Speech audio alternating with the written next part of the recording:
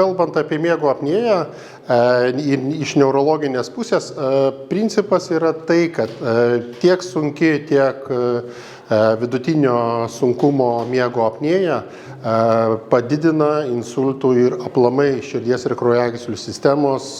riziką susirgti ir automatiškai mirtingumą. Jeigu žiūrėt iš principo pagal visą mechanizmą, kaip miego apnėja veikia, kad sustoja kvėpavimas ir iš to vyksta deguonies kritimas, po to didėja simpatinė nervų sistema, kuri veikia į kraujagyslių endotelį ir kraujagyslės sklerozuojasi, tai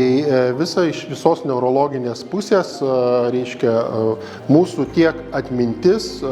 reiškia, tiek ir pasireiškimas lygų tik tai didėja. Tai šiuo atveju, jeigu mes turime eilinius požymius kaip knarkimas, miego sustojimas, mes turim būtinai kreiptis į specialistą, pulmonologą, neurologą, kad įvertintų, padarytų polisomnografinį tyrimą ir paskirtų adekvatų gydymą.